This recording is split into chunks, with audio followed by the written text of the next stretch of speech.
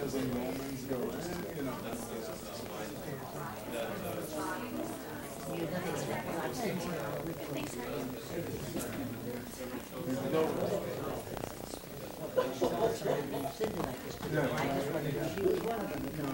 I mean, it's still going, or, you know. No, well, I understand that. She's not on it.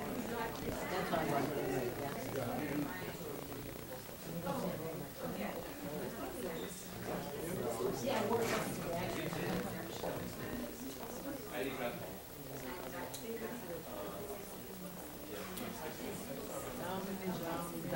Hello.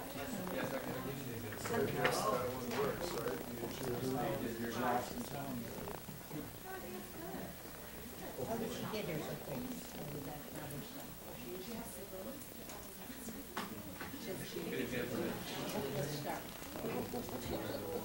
How are you? Why did you step out to perfection?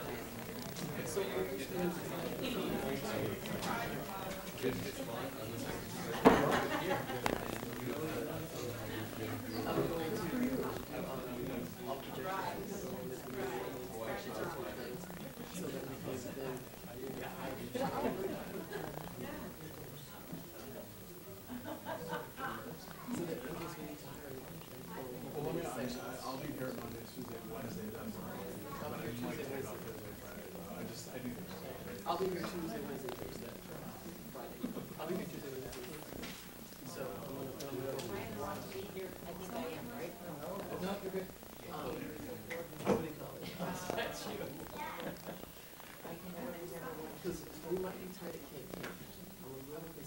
Or well, yeah, now I'm here 30-something years old. Right.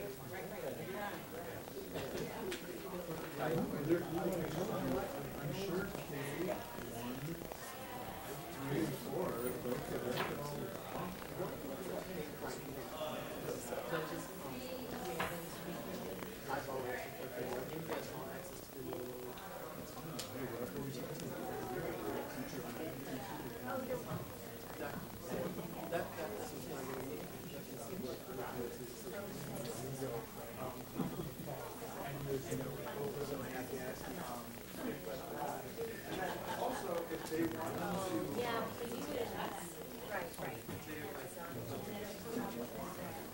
I mean, that's what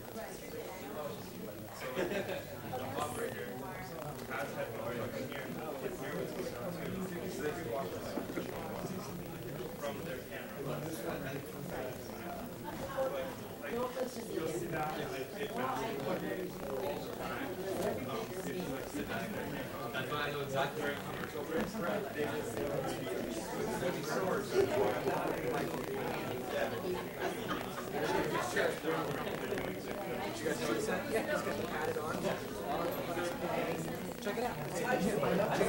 And it's got way more cushions. You do you have a seat chairs here? Yeah, right.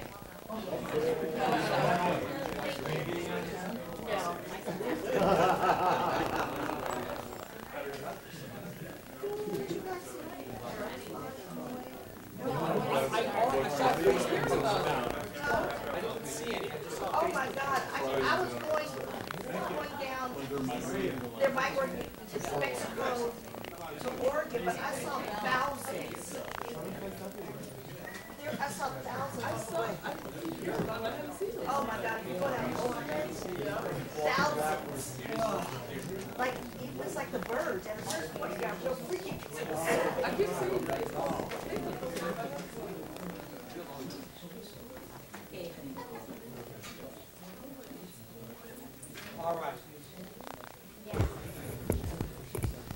Good evening, everyone. I'm just waiting. So I'm stalling. It's a stall tactic. The director in the back is going like this.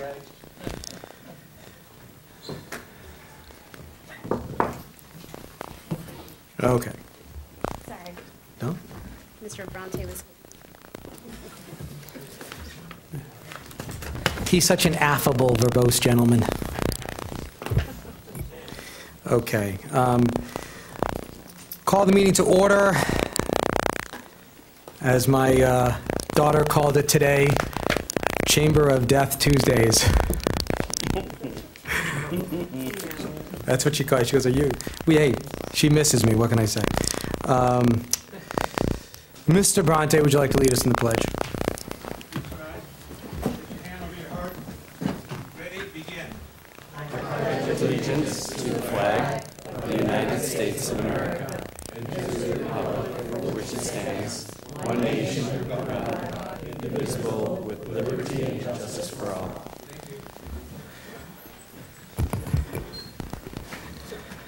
Thank you. Can I have a motion to approve the agenda? I make a motion to approve the agenda. So moved? Second? I second.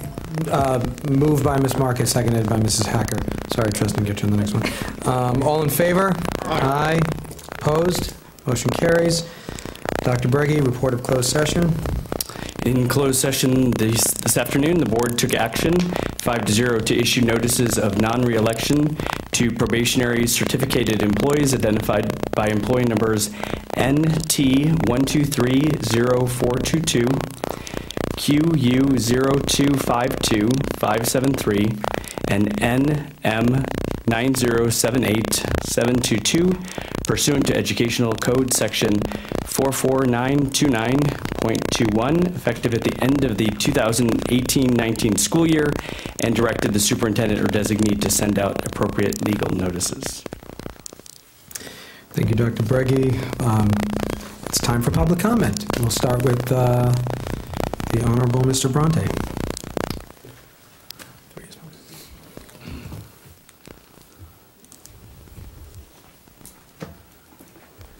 Thank you very much.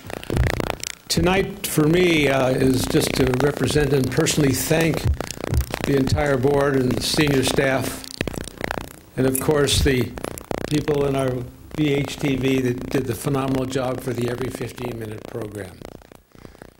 This event that we had was by far the most challenging because of things that didn't go right, or right now. But if it wasn't for the cooperation of you, all of you, this would never happen.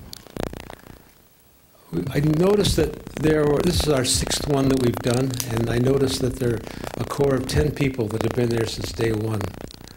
And they do it with a lot of passion, and we learn how to do a better event. And this year we had some cancellations of our place where we're going to stay and where we put it. But with all of your help, it turned out to be a beautiful event. And thanks to our police and fire department, who actually donate their time. All those guys come out. And of course, all the city people. I thought what I'd like to do is just to read you one of the letters that a student wrote. As you know, as part of after the event, all the students go to the police department and see an arrest. And from there, they go to the courthouse. And the last thing is they go to the mortuary. Then they come back to the Hilton Hotel. They sit down and they write a letter to their mom and dad saying what this day has meant. And in essence, well, let me just read the letter to you, if I may. And if I get upset, I'm entitled. Dear Mom and Dad, every 15 minutes someone is killed or seriously injured in an alcohol, drug-related, or cell phone-related incident. Today, Mom and Dad, I died. And I never got the chance to say goodbye. I wish I could have told you that I loved you before I left the house this morning. I wished that I could have hugged my brother too. I took it for granted that I'd live a long and happy life, and now, because of one stupid choice, I no longer have a life. I was lying there dying, Mom and Dad, and I heard someone scream, "There's been a terrible accident." How can they say it was an accident? It was no accident. I knew when I got into the car that I shouldn't be driving. I knew at my age I shouldn't have been drinking. But always I thought I was invincible. I'm dead because I made a stupid decision to get into a car and drive away, even though I was drunk. Mom and Dad, I know you're angry. You did your best to teach me to make the good decisions. I should have realized before I picked up that first beer while driving that my actions would change my life, your life, forever. I'm sorry for the pain I've caused you. I only wish I could take it all back.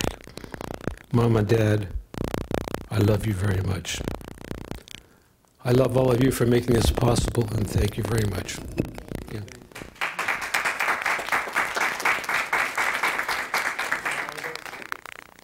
Mr. Spitz?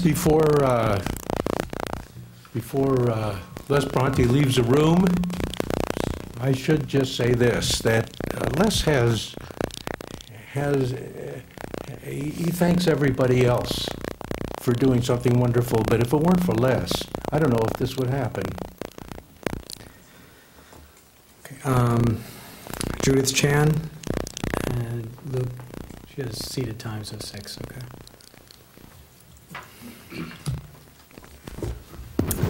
Hi, my name is Judith Chan, and I'm the core music teacher at Beverly Vista. I'm here today to speak to you about some proposed room assignment changes at BV for next year. Beverly Vista currently has an instrumental room and a choral room in the B building, and both of these rooms were built and designed specifically for these music programs funded by Medicaid in 2007. Since the district has decided to have 2 instrumental teachers teaching band and orchestra separately for the new middle school, we are in need of another room for the orchestra program. The instrumental room upstairs will remain the band room, and the proposed plans are to change the current choral room to be the new orchestra room and renovate another regular classroom to be the new choral room.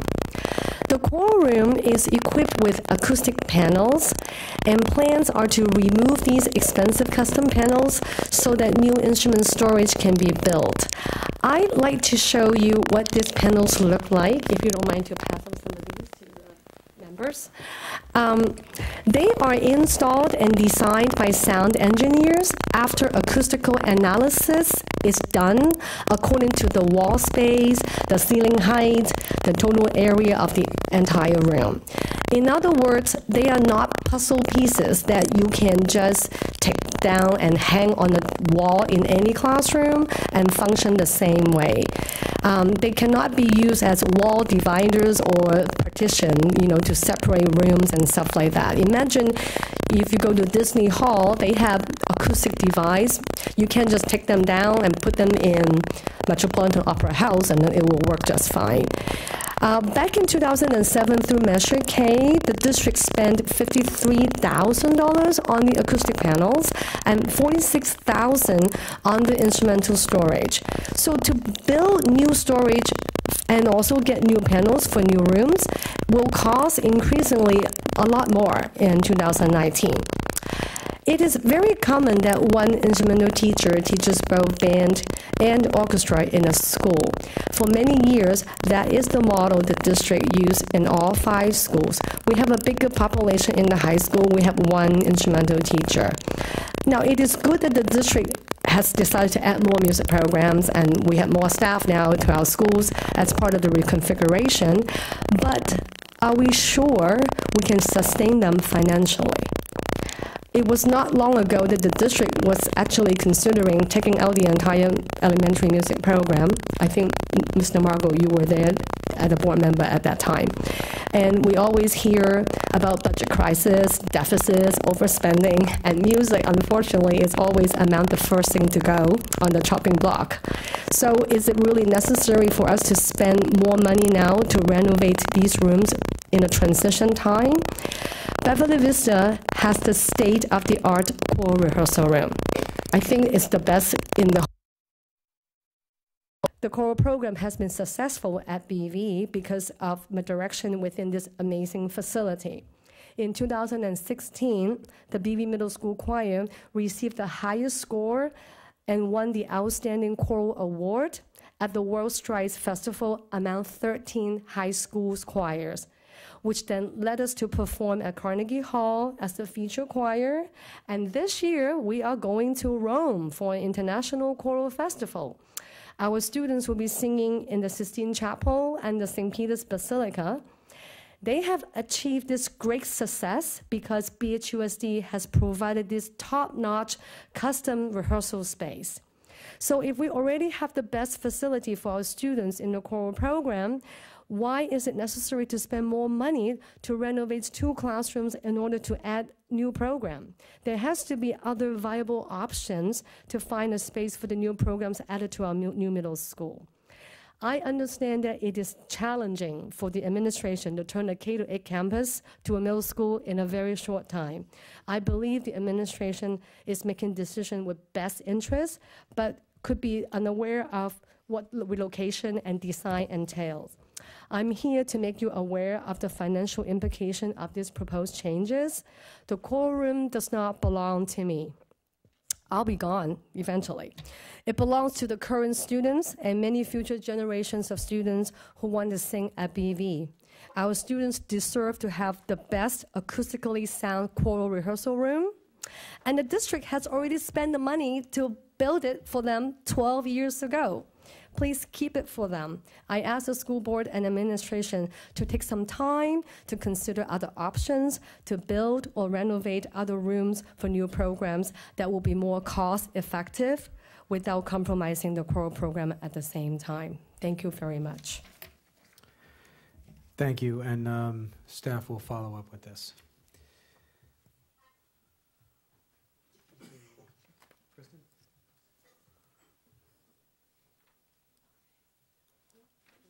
Kristen? Oh, sorry, mic's off.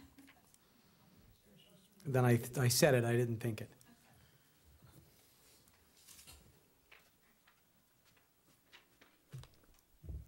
Hi, my name is Kristen Galarraga.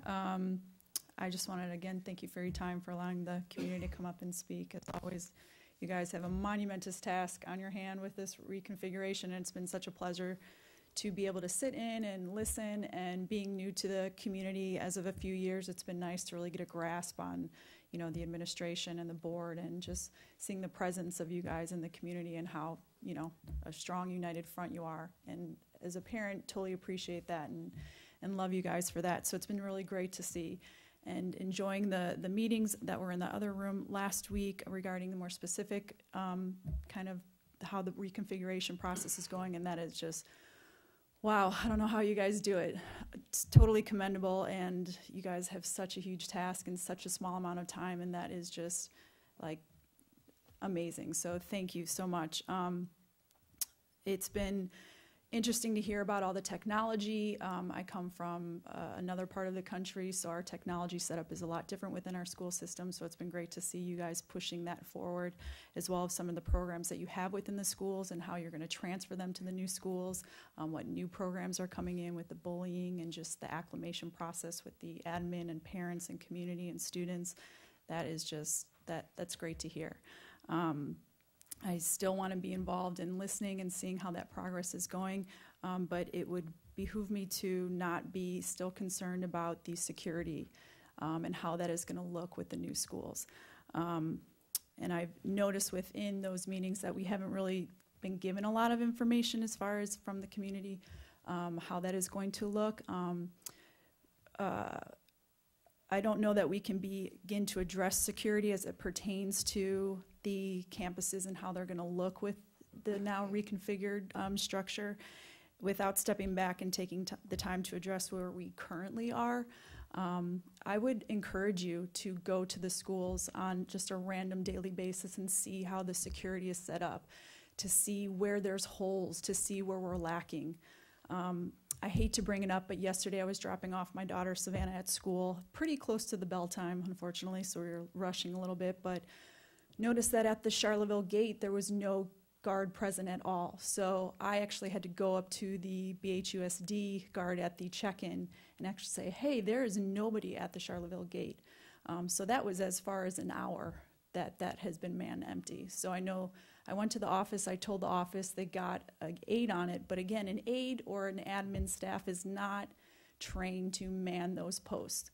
So I encourage you to look into that a little more and see where we can build up our current security basis, because we need some help. Thank you. Darla Garcia? Hello, I'm Darla Garcia. My 3 children have attended Beverly Hills Unified School District by permit from LA Unified School District. I enrolled them here in hopes of a better education and a better quality community. Over the past 2 years, I've seen a steady decline. There has been bullying, countless lies, and more than one cover-up, and all under the watchful eyes of Superintendent Dr. Bragi. I would like to remind everyone Dr. Bragi's November 6, 2018 Kbev 6 interview, in where, and I quote, Dr. Bragi states, "My first responsibility is student safety." Then further stating, student safety is first and foremost. Yet here we are this evening to address another potentially dangerous safety issue, not only at BV, but also El Rodeo, and that's what we know of. I understand police involvement is trying to preserve the investigation, but because of the seriousness of the allegations, all parents and staff should have been alerted of the potentially and very serious safety risks to all our children.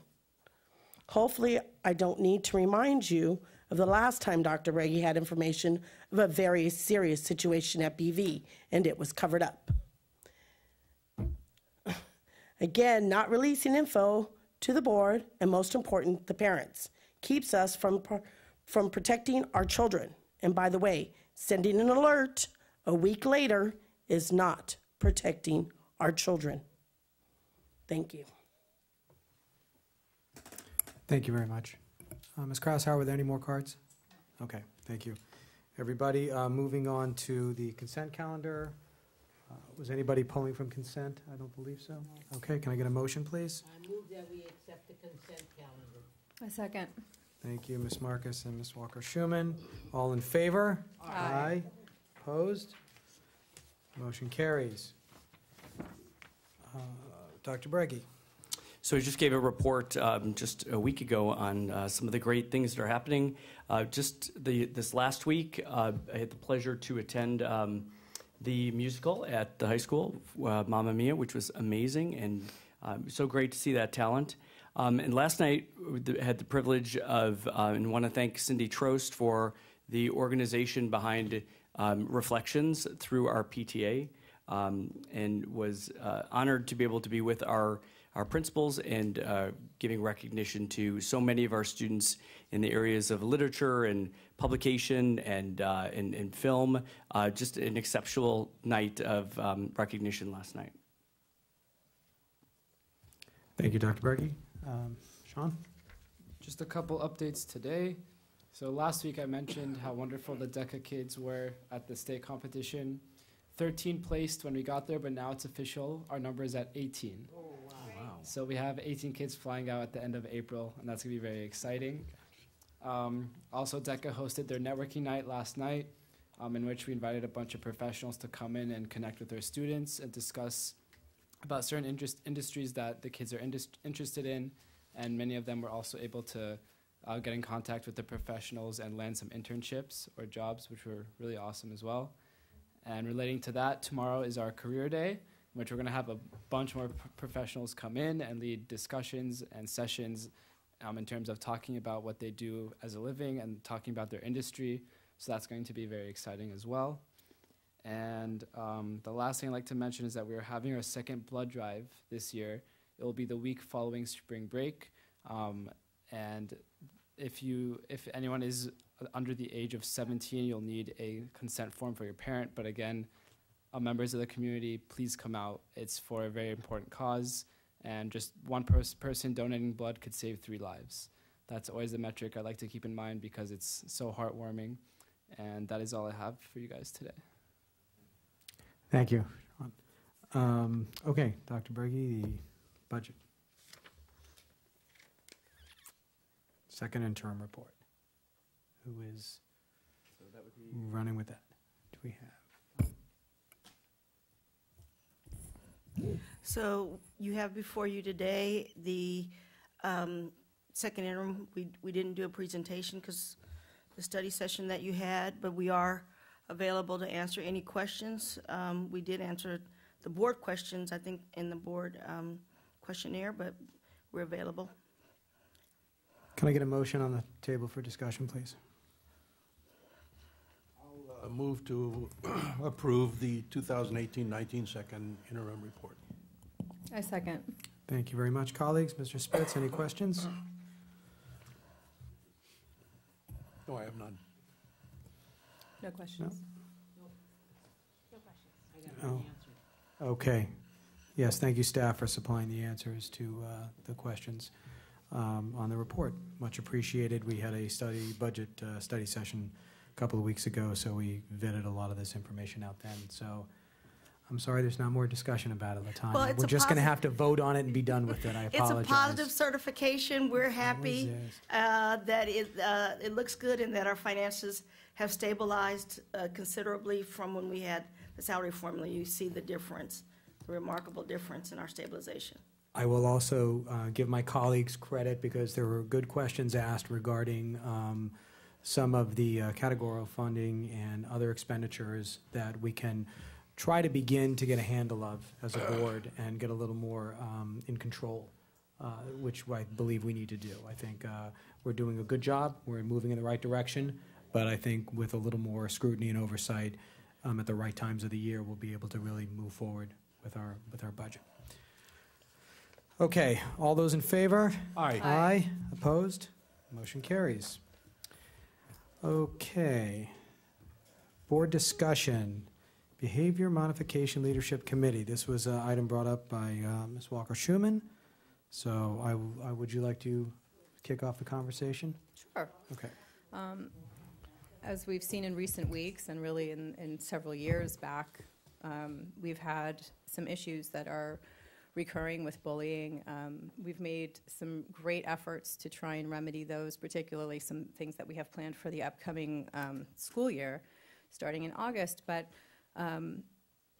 using as a springboard the model of FFST and bringing the whole community and different parts of the community together to weigh in and tackle this particular issue in the format of a village, I thought it might be worthwhile to discuss convening a committee that could leverage the resources of the community with the intention of supporting and assisting BHUSD in an ongoing effort to address the bullying epidemic in our community, considering the efficiency of the methodologies utilized and evolving them to best meet the needs of our student population. This committee, in my vision, would be comprised of community members, business leaders, city representatives, parents, administrators, teachers, and the Maple Counseling Center staff to the extent that it's possible. Ideally, the members would be selected by the superintendent and cabinet following an online application identifying info being redacted, the same as future focused. And meetings should occur on a regular basis, making recommendations as they come up, and I think also would be worthwhile to explore speaker series, workshops, and leadership opportunities. I am the liaison for the school board with the Human Relations Commission, and they also are in support of this endeavor. So in concert with rolling out PBIS and the Always program, I think this would be a really great opportunity to pull all of our resources together, make sure everyone has a voice, not so people can come and complain about their students' experience. That's really not the intention of this format, but so that we can start talking about real solutions, things that have not yet been considered or attempted so that we can address this in a really holistic way where everyone has a voice, there's transparency, and even the students get to participate in the problem-solving effort. Okay, thank you very much, Tristan. I guess I'll go around the horn, get my colleagues' opinion on this, but I've also, Ms. Chisholm, see if you have anything to add. Okay, Ms. Hacker is suggesting that we start with staff first, which would be the left of me. Go ahead. I'll just start off by saying that I think it's a really interesting idea to explore, and sounds unique to bring the community into a real national problem. And as indicated by one of our speakers today in public comment, there are things that are happening outside the community, and some serious issues that are happening outside in the community. And there is an expectation from the community, as indicated by the speaker, that the school is involved in being part of that solution, even when kids are off of school property. And so it's an interesting concept because I think it's a shared problem, and I think that we can't expect to have a protocol with anti-bullying in our schools if we don't have that education and that buy-in from the community, because there is that expectation that whether they're in school or that students are in the community, that there's an expectation that's followed not only by the student, but some consistency from staff and parents.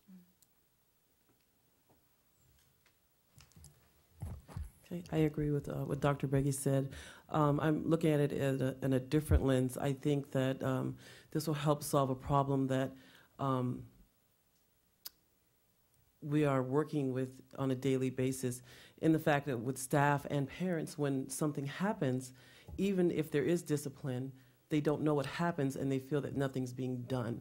I think this will help bring them into the conversation to let them know what the structure is, how it's being addressed, and the things that can and cannot be shared when we have incidents, so that we're all working from the same place and having that information available to us. So I welcome it. I think it's a good, a positive step in the right direction.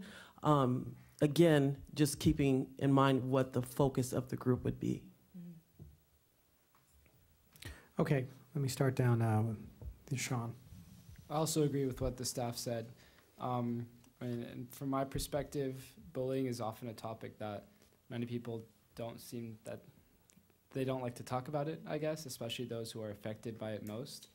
And I think a team like this would bring an opportunity for more discussion, some constructive criticism, and most importantly, like possible solutions that could be implemented, especially at the new middle school level with reconfiguration. So I think this is just an awesome idea to bring out new ideas and share new ideas. Mr. Spitz?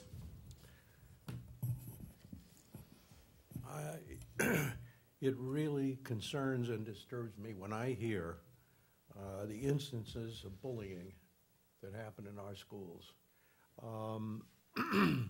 for a number of reasons. Our community, this community is a top community socioeconomically, and almost all of our kids, almost every one of our students comes from homes that that really should produce well-behaving kids. That's my feeling, and it's disappointing. It's really disappointing. I know that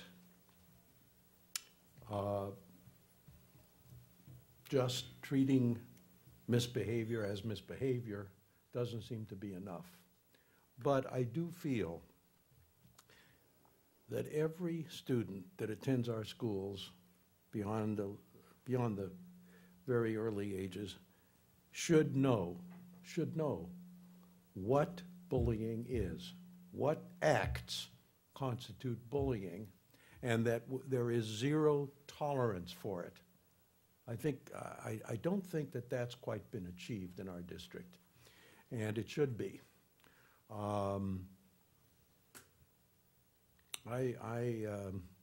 I just despise bullying. When I think about what it does to the kids being bullied, it's so destructive and so unnecessary. And so I really, and I agree with any efforts that there are to combat it, but I really would like to see an effort made to inform every student of, beyond a certain age what constitutes bullying, what will not be allowed, and give our supervisors in our school sites the authority to respond to it forcefully. I think that when instances come up, I think that the families need to be involved, and I think that the students who are responsible for misbehavior of that nature really should know that that after a brief suspension that they're going to need to behave themselves if they want to attend our schools. Thank you. Thank you. Can I get back to you so other colleagues can opine, and then? Can I just add quickly to what I was saying about the, is it out? I just want to make sure all the information's out there. The reason that I wanted to call it behavioral modification leadership is because I didn't want just the negative connotation of bullying. I think that's absolutely the epidemic that's happening, but we also have a lot of other ways we can improve the way that we're communicating and what we're teaching our kids. Outside of just bullying, we have students, a lot of middle school students, in fact, that hang out on South Beverly Drive in the afternoons, and the way that they interact with the rest of our citizenry on the sidewalk or the owners of the retail shops that exist on Beverly Drive is also really important. And so in addition to addressing bullying, I think the larger conversation is how do we teach our young students to become respectful citizens of our community within school and also outside of school. So it will hopefully address the issues that are actually happening on our campuses every day, but in a larger, cast a wider net, really positively impact the way that they behave as citizens of the world as they grow through our community. Thank you for adding that. Ms. Marcus?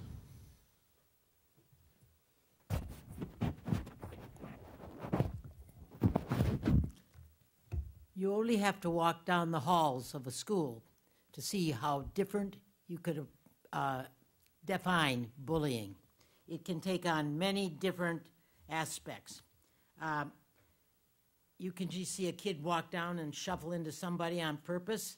That's an example of bullying. You can use it in any way you want. And that is something that only as you walk down the halls of a school will you see all varieties of bullying coming out in any which way. I like the idea of performing or in starting a community plan, such as Tristan has talked about. It is important that we become more proactive rather than reactive so that the kids know in advance. I used to tell the kids to be forewarned is to be forearmed. And if they knew what the consequences were, they would be able to know what Mrs. Marcus would do. But at the same time, we shouldn't, we're going to be addressing bullying and all of these acts of things and what have you. Let's not forget about recognizing citizenship and civility and things that kids do right. I think that's very important.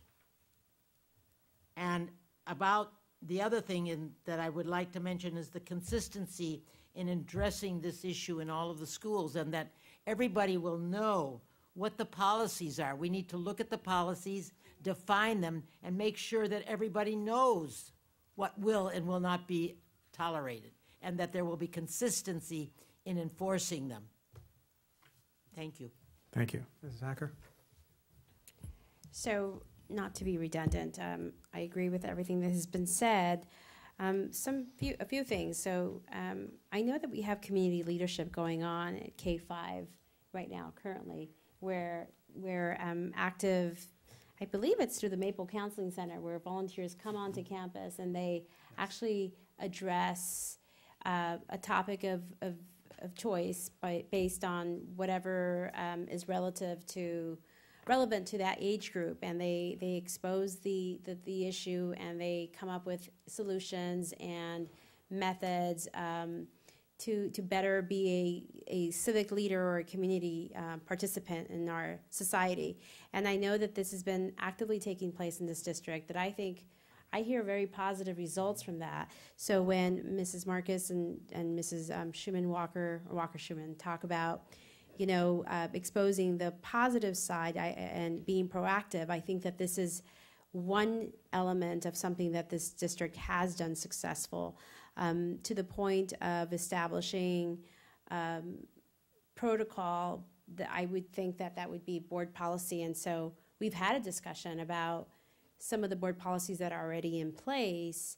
And so it seems that for bullying, if I recall correctly from our last conversation, we need more of an active action plan to support those bylaws.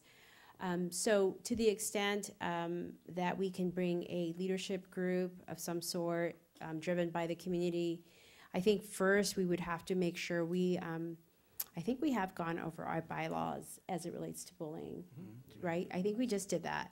I think staff would have to come up with an action plan. I think that's really driven by staff, unless you feel that you need input at this point from the community. And then I would also consider, and now also just exposing the community leadership circle and really seeing, how we can best support the element of that infrastructure to a greater extent, if we were going to provide more support in that regard. And of course, our schools already do a very nice job. I know that we have community leadership awards every month at every school.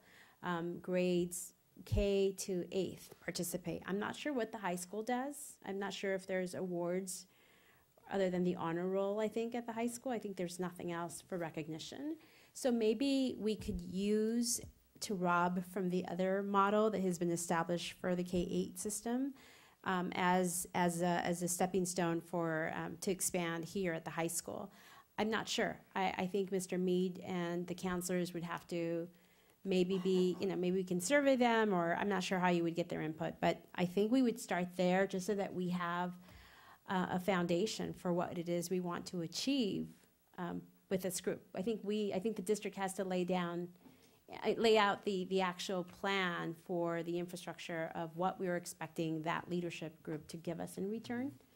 And lastly, I would just say that the students are really the ones that can tell you best, what their issues are, and come to the table and really, ask for support. And I know that with social media, not to go negative, but social media is a big part, and there seems to be a gray area for us as a district to really define what our parameters are, what we can do and can't do when those issues arise. And so I think that was it. I think we need to have parents need to, I concur, have clear expectations of what our policy is and what would happen, what the repercussions are when a child doesn't, are you asking me to look at something? Oh, yes, the PBIS. Thank you. I was looking for that earlier. I know that Dr. Chisholm has talked about PBIS, and so does Mr. Seaman, and so I'd like to see, what support, if any, can come for that, can be added to that from the community. But I think we need to do some homework first, and rather than just saying, yes, let's just do it, I would like to see how this all, what the plan is, just kind of like reconfiguration. You had a vision for it, and it was shared with the board, and then we took the first steps. Would you agree with that, Dr. Breggy? Or Mr. Seaman, anybody can jump in? Any thoughts? Definitely, we can do an update through student services, and also the document that I shared with you last week at the reconfiguration study session is the rollout plan and the layout for PBIS, but we can come and do an actual presentation on it and walk it through for the board and show you the rollout plan and the configuration in the district. OVS, yes, yes, because we are addressing bullying within the context, in the framework of PBIS, where we are integrating them. They're two separate frameworks, but we're integrating them. Right. So yes, we can come and update the board on that.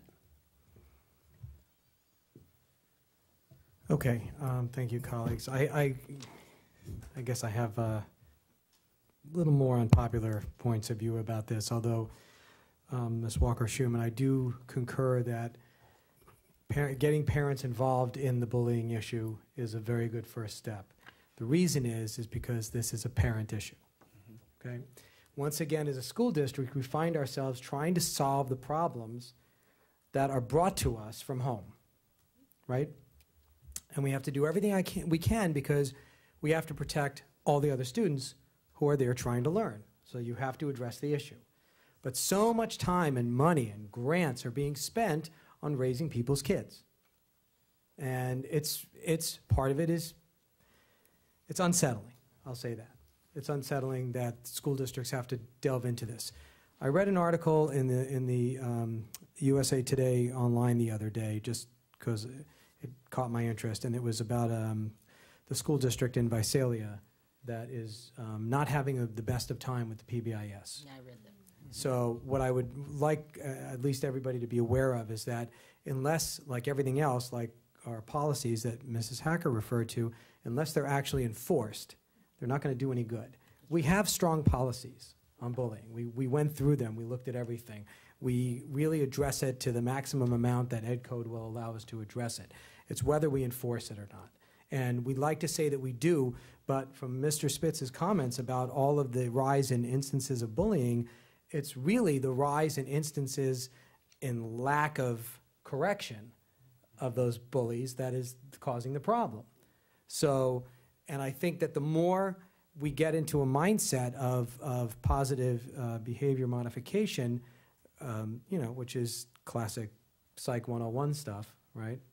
Pavlovian mentality, that we need to be very cautious that we draw the line when the line needs to be drawn, because we do have a policy in place that the practice of PBIS is great, but we didn't change the policy. We didn't rewrite the policy. So, and children need to know, because we live in a generation that for some reason it's okay not to discipline and not to provide consequences when there is action that's inappropriate. But I believe that students need to know, maybe it's going a little old school for those of us that used to teach, that there has to be consequences. Parents need to know how to parent. And if anything comes out of your committee, perhaps, your suggested committee, is that there's opportunities for people who are not normally part of the discussion to benefit from learning a little bit about, because sometimes parents are over their heads and they don't know what to do about it. So maybe it's a place for them to come to learn and get support and say, hey, try this at home. You know, it's part, at least if that's part of the conversation, then we might have served somebody more than the same majority that we see everywhere that's active in every part of our district, which is great, but it's most likely not their students that are causing the problems. So you want to attract the people who can actually affect the answer. Sean, I would turn to you and ask you, it's my understanding that high school is rife with a lot of issues, but bullying kind of drops down immensely when it gets to high school, correct? It's really, I would say, a 4th through 8th grade issue. You would agree, okay. So mostly middle school, but 4th and 5th graders can be very nasty, and that's unfortunate. But I think if we keep all of that in mind as we move forward with the PBIS and the OWIUS, right? My mnemonic memory trick is all we us. That's how I try to remember that, all we us. So I know it's with an O, but it sounds like it, all we us. That's what I spend my time doing, right? So I just hope that we recognize that our first foremost is to educate children safely, and that the only reason we have to have these discussions is because there are children that don't feel safe in the schools and that we need to provide an environment, and this is a method in doing that. But let's not pull the responsibility away from the parent population and keep them on notice and saying, this is not a school problem, this is a home problem. We are forced to address it because we are a public school. But this problem has to be addressed at home, and continue to encourage that line of thinking that people have to take it back into their homes and see how they can fix the problem, because that's where it starts, where it originates. Anyway, those are my thoughts. So I guess from here on out, we can discuss giving direction on trying to form the steering committee, and I don't want to manage this thing from the dais here. But Can I just add one thing? May I? I remember that when I was a child and I entered any school, orientation, like at middle school and high school, the principals would definitely say, I think this is you, they would say to us, here's, this is good behavior, and this is not acceptable behavior. And I remember, I think my parents were with me at the high school. I do remember them sitting with me. I don't remember them at the middle school, but maybe I just can't remember. But the point is they had to sign off. My parents had to sign off. But there was a very thorough 1-hour orientation presentation on conduct and behavior. And the expectations were there. And also they were very, very straightforward about what would happen if we did not if we did not contribute to that, to those expectations. So that really sent a very strong message, I think, to a lot of us. I'm not sure that has ever happened on the receiving end here as a parent. And so maybe that's a good starting point. So a couple of things. I think we all are on the same page. With PBIS, the exact reason that we had a soft rollout, meaning that this has been a planning year, is so that we didn't make the missteps that other districts have made. We're laying the foundation. We're collecting the information. We're building our teams so that we don't have a false start or just come out and try to do something generic that doesn't really address the issues here in BHUSD and at each site. So that was partially the reason for the main reason for the soft rollout. I think we're hitting a lot of things on the head, on the nail on the head. I want you to know that the PBIS teams at each site include parents and community members, so they are participating in these conversations already. Additionally, we are just getting ready to do our surveys at each site. We'll be talking to the leadership teams at each site tomorrow regarding that through the OVEAS program. And that's how we're actually going to be able to identify the key issues at each site. So we're going to talk to parents, we're going to talk to kids, we're going to talk to staff, and it's a way to give us this information anonymously so they can say, hey, Dr. Breggy is hitting me every time I walk by, and I need you to know that. So from then, we will start building out what needs to happen at each site under the umbrella of what we expect as a district for behavior. So that's the PBIS part in teaching our students how to behave and then addressing the actual issues at each site. I appreciate that. Thank you for adding that. And I would also say that hopefully it's clear as we roll this out that PBIS or OVEAS or whatever is not going to solve the bullying problem. Parents are going to solve the bullying problem. Okay. And one more thing.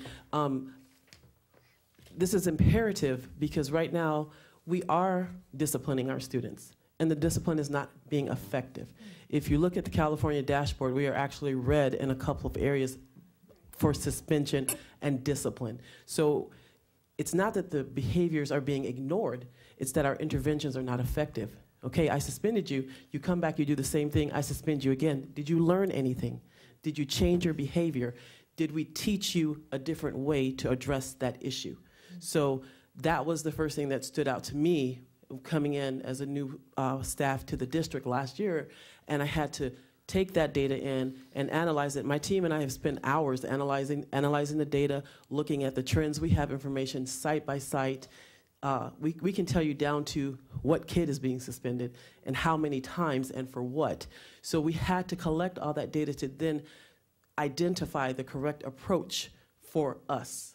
So that's where we are in the process. I'm really glad that you brought that up, and just anecdotally, there are two situations that I've incurred as a parent here when there was a student that was suspended. One of them was the parent didn't want the student at home and sent them to Universal Studios for the day, and the other one was the student ended up going out and having a very nice lunch with their parent because they were not in school that day. Neither one of those things teach our students what we want them to actually learn from being suspended. So this is one of the reasons and one of the areas I think that it would be great to have outside input and different perspectives, because I think there are more effective ways of managing that. There need to be consequences, there needs to be discipline, but how do we administer that is a real important question. There's a story that I had heard a while back, and I don't know that it's true, but it's a good reference, that there was a traffic jam. A large truck was going underneath a tunnel, and the height of the truck was too tall for the tunnel and had gotten stuck. And they had brought in all of these different engineers to try and figure out how they're going to get this, if they're just going to back the truck out, if it's going to do damage to the bridge. I was actually in that traffic jam. I'm not joking. And it actually was a young girl in a car sitting in that traffic jam that said, take the air out of the tires, and you'll be able to get the truck out from underneath the bridge. This is what I'm talking about. It's those types of perspectives, that type of different viewpoint that could really help us, I think, in being effective in what we're doing here and changing the outcomes. Thank you. Colleagues, anything else? I just would say, Dr. Chisholm, somebody has it on. Yeah, it's happening. Going back to community circle, I wonder how those topics are chosen for each school. And so I know it's a service we receive as a district as part, I think it's through, again, the Maple Counseling Center and Community Service. And I wonder if there could be an opportunity to coordinate some of these topics of discussion with the children as you roll out your plan. Because that could be, again, it could be a springboard for support. Yeah, we've worked with them in the past, and we will incorporate them as we move forward. And just so you know, I spoke with Marcy at the Maple Counseling Center about this, about the concept of this committee. She mentioned the community circle, but they're also willing to play a role and interested in being involved. So we've got a lot of buy-in already. Yeah. Okay, thank you. Excellent. Yeah, can I add just one? Yes, of course. I apologize. Ms. Hacker had mentioned, too, one of the things that I had experienced previous in former districts and saw a parent orientation piece around expectations, not only from a parent perspective, but also what it means to look like a ideal student. And we are doing that both in the 6th, 7th, and 8th grade at the middle school. There will be an isolated 6th grade orientation where the parents will be in the auditorium and the administration will be speaking with them while the students are also getting similar message by the school counselors off in the atrium. Same thing with 7th grade, same thing with 8th grade. So you will see something very similar to what we both had experienced previous. So that's exciting. Thank you. Okay, any communications from board members? I just hope everyone has a nice spring break next week. Thank you, My wife and I and our 8th grader attended the Mamma Mia concert Saturday night, and it's just amazing the amount of work and effort that went into that production. Just fantastic. We sure enjoyed it. Thank you. I hope that everyone has a healthy and safe spring break. Congratulations to the drama department on Mamma Mia. I heard it was spectacular. And thank you, as always, to Dr. Breggy and his cabinet for their continued work for reconfiguration in the district. Ms. Marcus? I just want to wish everybody a very happy spring break. Be safe and come back safe. We bought tickets for Saturday's performance, my family and I, and we had a wonderful time watching the theater production, Mamma Mia. I think that Mr. Bradbury, Mrs. Kikawa, and of course Mrs. Chandler deserve a big shout out. They were superb in their efforts to make this production come to life and for all of us to enjoy. So we have a large amount of students who are so talented, and I just felt so proud to be a member of this community, and I know that my family just thoroughly enjoyed it, and as everyone around us that day. So thank you for that. And just in closing, I just want to say that last week when we did the study session, when I went around the horseshoe and thanked everyone, I forgot to thank Mrs. Bernadette Lucas, Director of Technology, and so I wanted to correct that for the record, and I apologize for missing her. Thank you. Thank you. And I guess Mamma Mia is actually the last musical that will be in the Psalter. And the next time a musical is performed on this campus, it hopefully will be back in the Peters Auditorium. So it was kind of momentous. They did 4 major musicals in the last 4 years in the Psalter. They pulled it off remarkably. Understanding what goes into that and how they fit it on stage, on that stage, is really amazing. So kudos to everybody involved in that. And, of course, the students who I think are moving on now to the California Thespian Festival in a week or so. So good luck to them as well.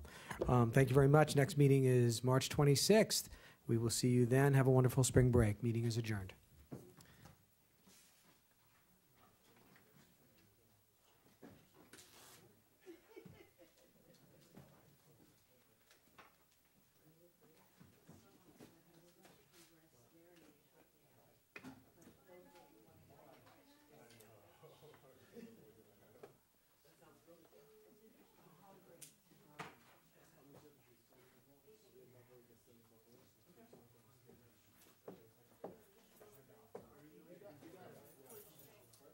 I think it was a good intro to it. I mean, I still